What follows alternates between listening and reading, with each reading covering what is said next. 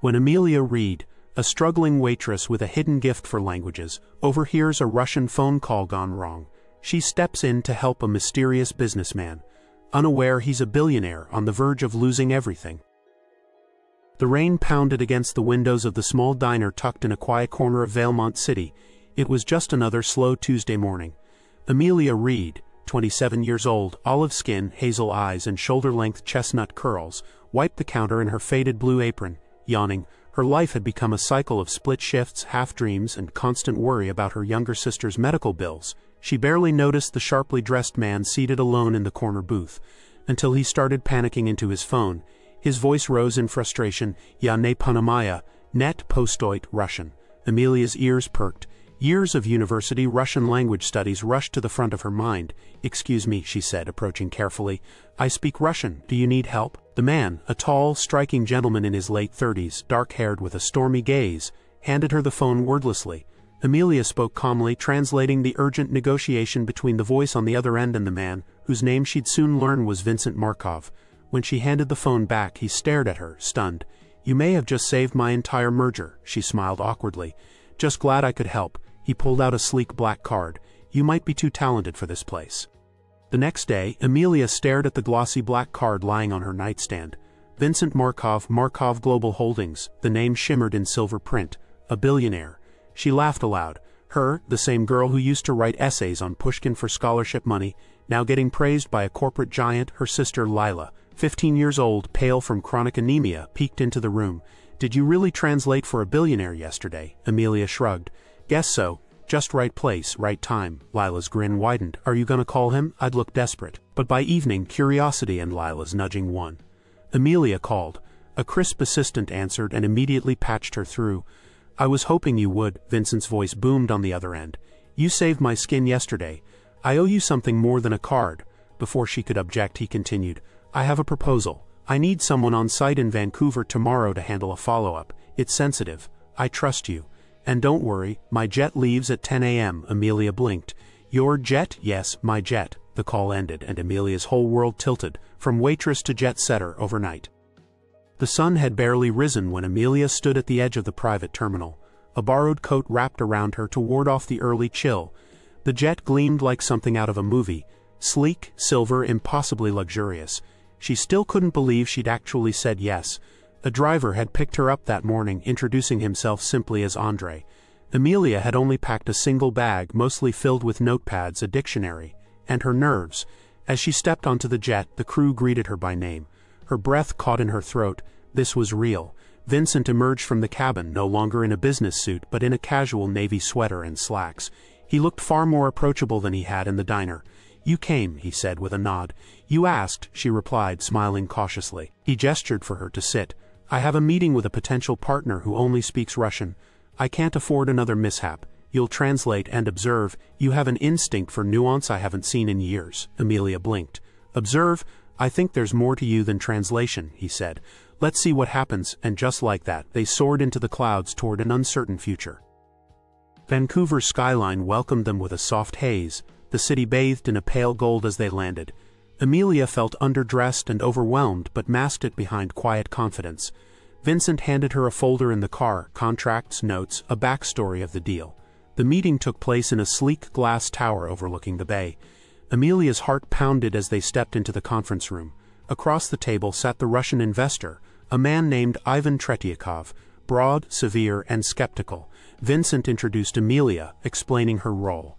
Ivan barely acknowledged her. The negotiation began. Amelia listened closely, translating every word with care, adjusting tone and phrasing when needed. When Ivan grew combative, she softened his tone. When Vincent hesitated, she rephrased with clarity. Slowly, the mood shifted. By the end of the meeting, Ivan nodded approvingly. "You have sharp people working with you, Mr. Markov," he said in Russian. Vincent smiled at Amelia. "She's not mine, not yet." Back in the car, Vincent turned to her. "I've worked with professionals for years. None read a room like you just did. I want you on my team." Amelia stared out the window, stunned. "I thought I was just here to translate, not anymore." Returning to Valemont felt surreal. The same cracked sidewalk, the same squeaky diner door, the same tired co-workers. But everything had changed.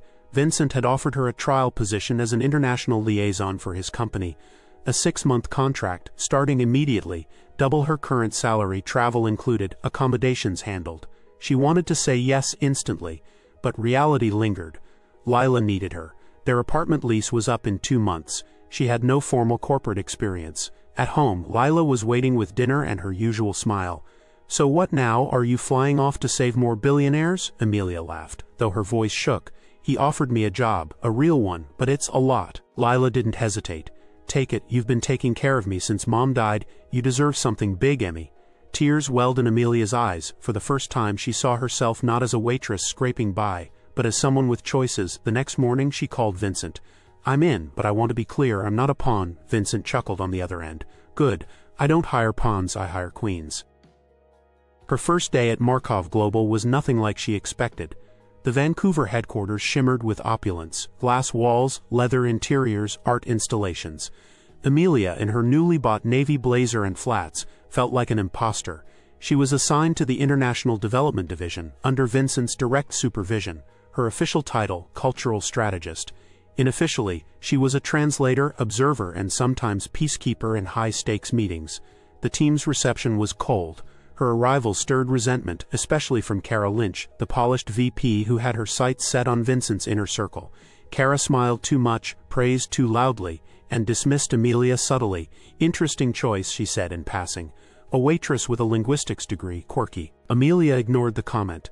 She focused on the work. She read contracts late into the night, cross-referenced cultural norms, prepared dossiers on foreign investors, and impressed everyone, except Kara. Vincent noticed.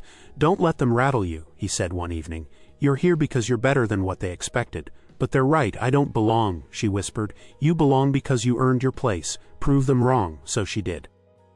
Weeks passed. Amelia grew more confident, handling meetings with clients from Istanbul, Seoul, and Moscow. Vincent trusted her input. Her reports were concise, insightful, and timely. But not everyone appreciated her rise. Kara, threatened by Amelia's growing influence, quietly began undermining her. One morning, Amelia arrived at the office to find a panic unfolding. An important deal had nearly collapsed due to a mistranslated clause in a Russian contract. Vincent stormed out of his office. "Amelia, what happened?" She was blindsided. She hadn't touched that file. Kara stepped in, serene.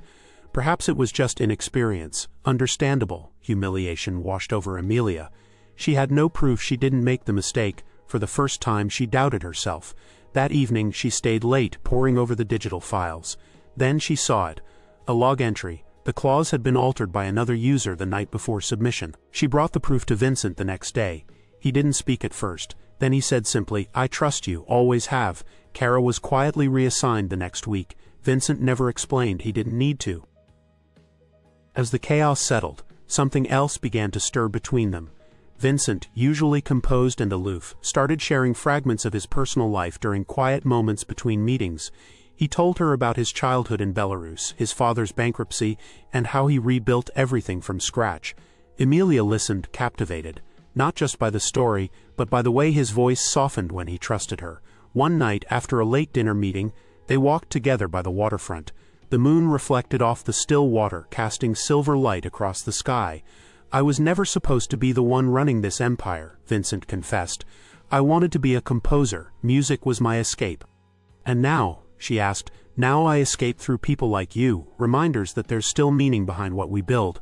Amelia's chest tightened. For once she didn't feel like an outsider. She felt seen. They stood in silence for a moment, not saying what they were both thinking, not yet. As the weeks passed, the line between professional and personal began to blur. Amelia and Vincent worked side by side daily, preparing for investor summits, responding to crises, flying out on sudden trips to negotiate international deals. They operated in sync, as if they shared the same rhythm. Still, Amelia tried to maintain distance. She didn't want anyone, especially herself, to mistake proximity for something deeper. But Vincent made it hard. He brought her coffee without asking how she liked it. He remembered her sister's name. Once, after a tense presentation, he left a note on her desk. "You were the calm in a storm. Thank you."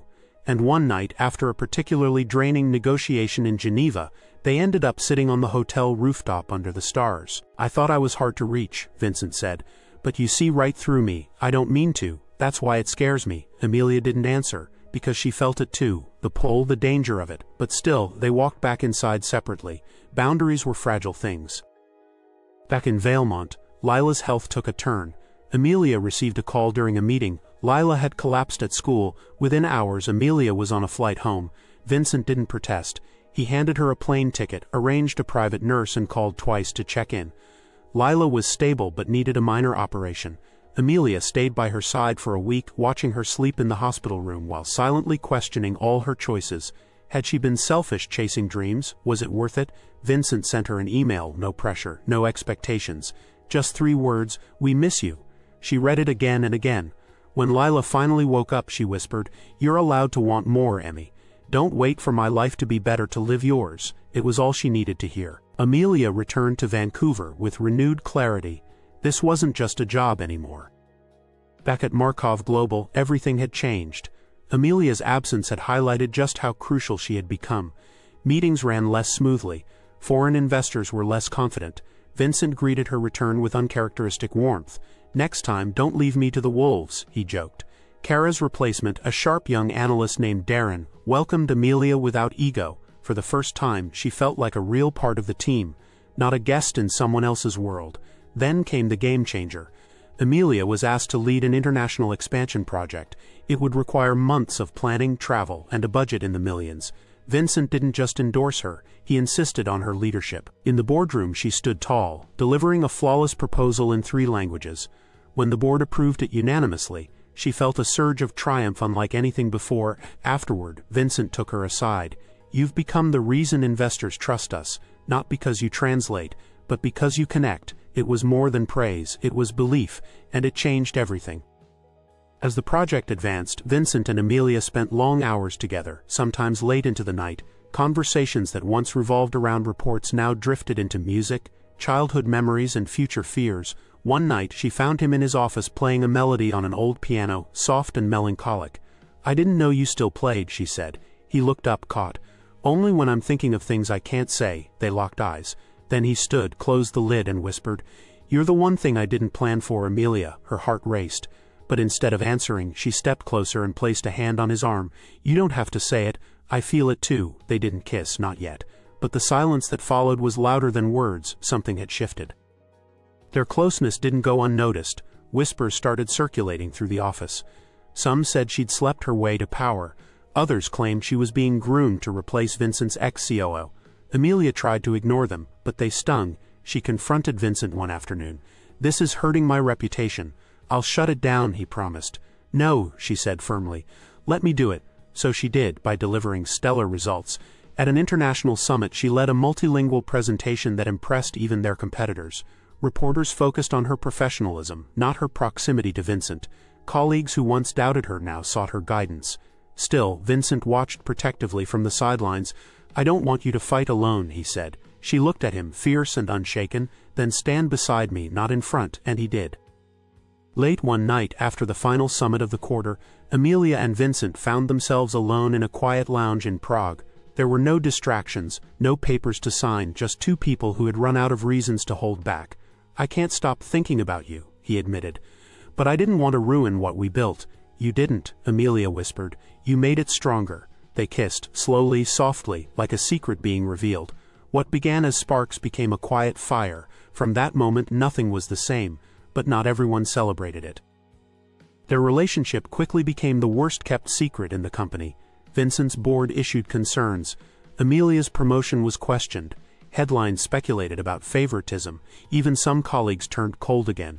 Vincent called an emergency meeting. "I won't let Amelia be dragged through this. Her work stands on its own." But Amelia took the microphone. "I didn't ask for favors. I earned my place with work you've all seen. If you doubt my merit, challenge my performance, not my personal life." The room fell silent. She walked out with her head high. Vincent followed her, visibly proud. "You didn't need me to fight your battles," he said. "No," she smiled. "I just needed you to believe in me." Back home, Lila had made a full recovery and surprised Amelia by applying for a scholarship in journalism. "I want to tell stories like yours, Emmy," she said. "Stories where women don't wait to be chosen, they choose themselves." Amelia wept with pride. They had come so far from the cramped apartment and second-hand textbooks. With her first big bonus, Amelia paid for Lila's tuition in full, and for the first time they both dreamed without guilt. Months passed. Amelia and Vincent became an undeniable force, both in business and life. They co-led expansions into Eastern Europe and South America. Their dynamic was admired by clients and feared by competitors. But more than that, they built trust. They learned how to disagree without disrespect, how to push each other without resentment.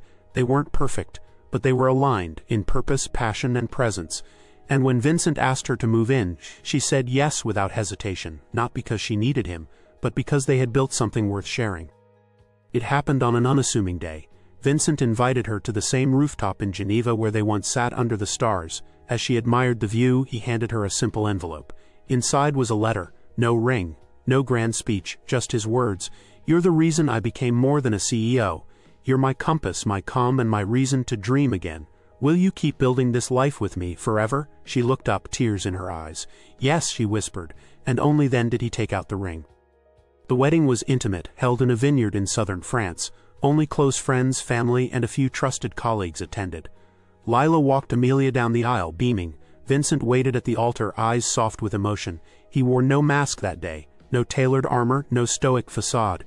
Just the man she'd come to love for his heart, not his power. Their vows were simple, no promises of perfection, just truth. "I will never let you forget who you are," he said. "And I'll never stop believing in who you'll become," she replied. They kissed as the sun set, and the next chapter began. Years later, Amelia stood at the front of a university auditorium, giving a guest lecture on cultural strategy in global markets. Students listened with wide eyes as she spoke, not about money or mergers, but about understanding, the power of listening, the bridges built through language. After the session, a student asked, "How did you even get into this world?" Amelia smiled. "I answered a phone call in Russian, at a diner." Everyone laughed, but it was the truth. Because sometimes all it takes is one moment, one brave choice, one unexpected chance, and a willingness to believe that your story isn't over, it's just beginning. If this story touched your heart, don't forget to like, share, and subscribe for more unforgettable stories of love, courage, and second chances.